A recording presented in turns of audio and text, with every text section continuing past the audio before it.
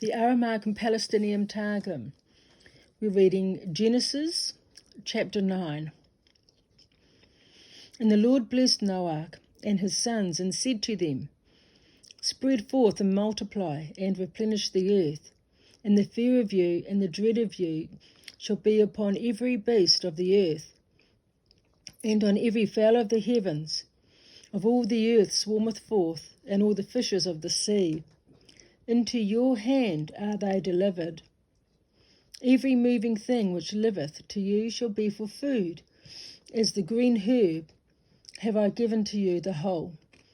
But flesh which is torn of the living beast, what time the life is in it, or that torn from a slaughtered animal before all the breath is gone forth, you shall not eat.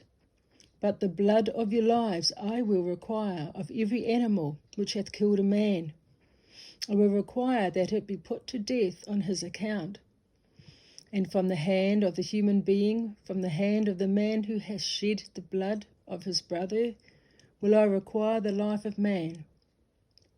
Whoso sheddeth the blood of man, the judges by witnesses shall condemn him to death. But he who sheddeth it without witnesses, the Lord of the world will bring judgment on him in the day of great judgment. Because in the image of the Lord he made man. And you spread yourselves abroad and multiply, and bring forth in the earth, and increase in it. And the Lord spake to Noach and to his sons with him, saying, Behold, I establish my covenant with you, and with your children after you, and with every living soul that is with you, of birds and of cattle, and of every beast of the earth that is with you, of all that go forth from the ark, of every beast of the earth. And I will establish my covenant with you, and will not again cause all the flesh to perish by the waters of a flood. And there shall not again be a flood to destroy the earth. And the Lord said, This is the sign of the covenant which I establish between my word and between you, and every living soul that is with you, unto the generations of the world. I have set my bow in the cloud, and it shall be for a token of the covenant between my word and the earth. And it shall be that when I spread forth my glorious cloud over the earth, the bow shall be seen in the daytime, while the sun is not sunk or hidden in a cloud. And I will remember my covenant which is between my word and between you and every living soul of all flesh, that there shall not be the waters of a flood to destroy all flesh. And the bow shall be in the cloud, and I will look upon it, to remember the everlasting covenant between the word of the Lord and every living soul of all flesh that is upon the earth. And the Lord said to Noach, This is the sign of the covenant that I have covenanted between my word and between the word of all flesh that is upon the earth.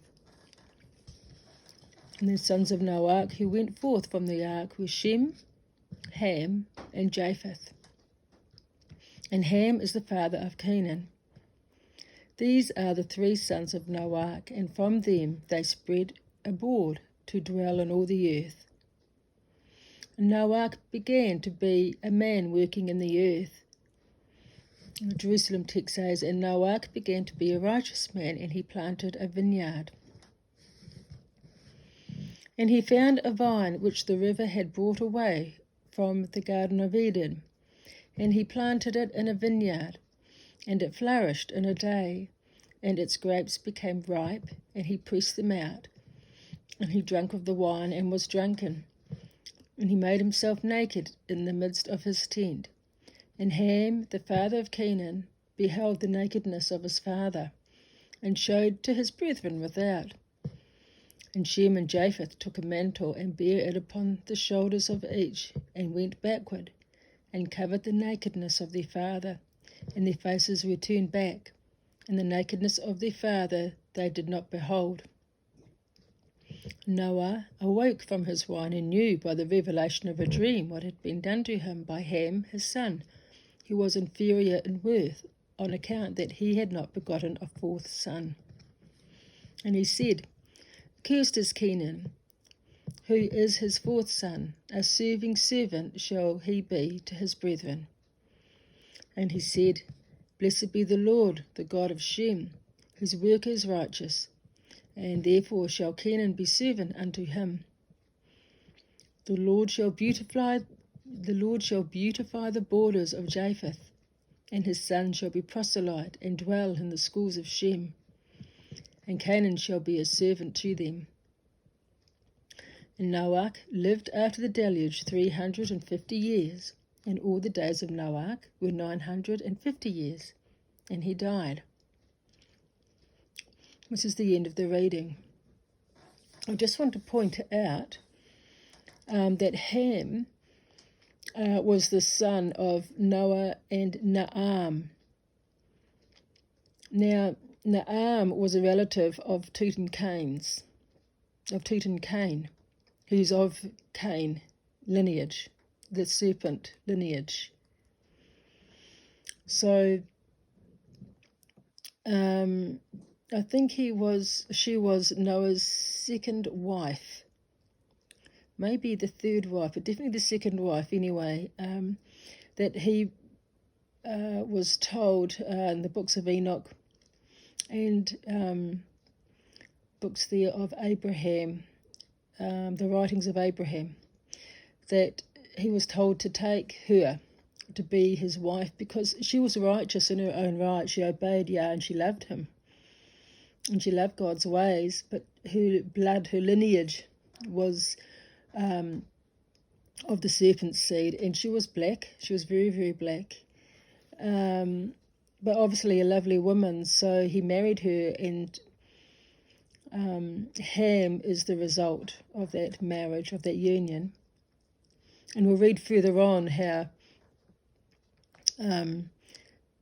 Nimrod comes from that lineage, and he sort of becomes like the one world order man of the time. So, yeah, stay tuned. Okay, I hope you enjoyed the reading.